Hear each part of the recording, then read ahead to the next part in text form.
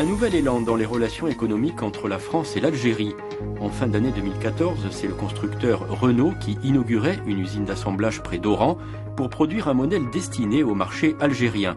Toujours en cette fin d'année, une délégation de chefs d'entreprise du sud de la France a noué des liens lors d'un forum à Alger. Le pays offre de nouvelles opportunités d'investissement.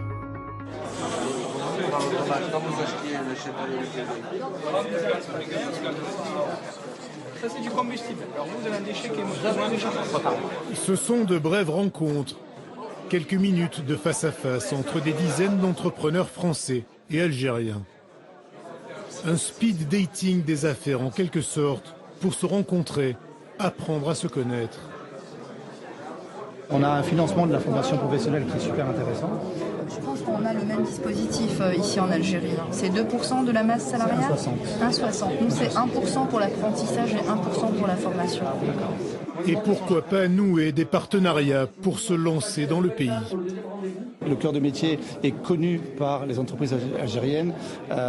Donc il est hors de question qu'on vienne comme ça sans préparer le terrain et sans prendre des associations locales. J'ai participé à ce forum dans la perspective de trouver des partenaires pour consolider un peu nos programmes de formation et proposer des prestations optimales. Pour une première rencontre, je suis toute contente, on verra pour le reste.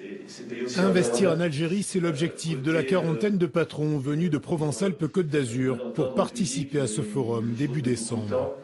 C'est long, c'est dur, c'est pas facile. Moi je suis souvent en mode survie, on travaille très dur. Mais c'est tellement enrichissant. À la recherche de conseils pour se lancer dans ce pays où la loi stipule qu'un étranger ne peut détenir plus de 49% d'une entreprise. Les écueils principaux, ça va être surtout tout ce qui est juridique, avec le 49-51. Beaucoup critiquent le 49-51, ce qui est une mesure de protectionnisme en fait, que beaucoup de pays ont. Comme disent certains chefs d'entreprise, il vaut mieux avoir 49% d'un marché que 0% d'un marché. Et le marché algérien, dopé par l'argent du pétrole, est plutôt prometteur. Originaire de Picardie, bonjour. Philippe Nguyen est entré en Algérie il y a 8 ans. Alors on en est où pour les contrats d'infogérance ? Il y a cofondé une société de prestations informatiques avec un associé franco-algérien. Ils étaient 2 au départ. D'accord, super. Aujourd'hui, ils emploient 70 personnes. Là, il ne faut pas tarder parce que notre client... Wana Consulting offre aux entreprises l'externalisation de leurs services informatiques. Il faut préparer pour la prochaine réunion les différents thèmes, les difficultés que rencontrent les commerciaux pour qu'on puisse les aborder. 2 millions d'euros de chiffre d'affaires et une clientèle de petites sociétés et de multinationales. On a su bien cibler notre clientèle. On était sur un besoin, sur un service qui n'existait pas en Algérie en 2008. En fait, on est pratiquement les précurseurs dans l'infogérance. La croissance de la société passe aussi par ici, le département développement. Une équipe de programmeurs au service d'entreprises essentiellement françaises qui utilisent les compétences algériennes et la technologie. Ce bureau est relié en permanence via une webcam à une société bretonne. Ça permet aux entreprises françaises qui développent donc, de sous-traiter une partie et de réduire leur coût de revient et du coup d'être plus compétitifs sur le marché. Et l'usine à idées ne s'arrête pas là. Philippe Nguyen vient de créer une plateforme pour mettre en contact entrepreneurs français et algériens. Pour le salon des travaux publics, est-ce que vous avez fait des tableaux par rapport à ça pour me les envoyer ? Outils de communication, forum virtuel pour accélérer les échanges commerciaux entre les 2 rives de la Méditerranée. Comment ? C'est vrai que la tendance actuellement, c'est plutôt de proposer des technologies, des services français pour des entreprises algériennes, trouver un partenaire et puis pouvoir proposer les services en Algérie pour des entreprises algériennes, tout simplement. Pour l'instant, ceux qui construisent l'Algérie de demain viennent de beaucoup plus loin que la France. Comme partout en Afrique, les Chinois sont présents en force.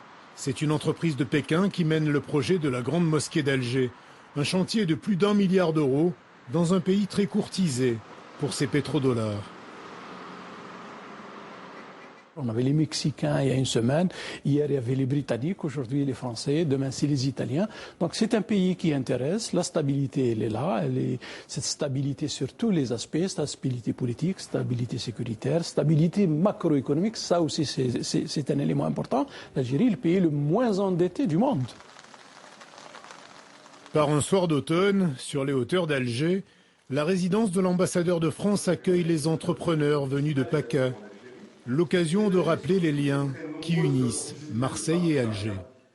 La Provence-Alpes-Côte d'Azur, je ne savais pas ce qu'elle est, sans l'influence du monde arabe depuis l'Antiquité. Malgré ses liens historiques, géographiques et culturels, la France a perdu sa place de premier partenaire commercial de l'Algérie au profit de la Chine. Nous ne pouvons pas rivaliser avec les sociétés chinoises qui ont des prix qui sont absolument imbattables d'une certaine manière, mais dans certains secteurs haut de gamme, nous pouvons être présents. Dans les nouvelles technologies aussi, c'est en tout cas l'espoir du patron d'une entreprise spécialisée dans la conception d'applications pour téléphone portable. C'est une possibilité pour que ce produit devienne quasiment algérien. Voilà. Il y a 1 an de ça, la 3G n'existait pas, on était obligé d'aller aux cybercafés ou les hôtels pour pouvoir se connecter. Aujourd'hui, sur un smartphone, on peut recevoir les mails. Donc les applications sont des choses qui sont accessibles aujourd'hui à tous les Algériens, quelle que soit la taille des entreprises. Arrivé en Algérie il y a 8 ans dans le cadre d'un VIE, Volontariat International en Entreprise, Philippe Nguyen y a posé ses valises. S'il a un conseil à donner aujourd'hui aux Français qui veulent venir ici, c'est de se dépêcher. Je pense réellement que là, il y a beaucoup de choses à faire en Algérie. Il faut surtout bien préparer son projet avant de venir. En tout cas, la concurrence est déjà là. Elle n'attend pas, elle va vite. C'est plutôt nous qui sommes déjà en retard.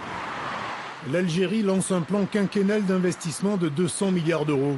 La région Provence-Alpes-Côte d'Azur et ses nombreux entrepreneurs binationaux pourraient devenir une tête de pont entre les deux rives pour reconquérir le marché algérien.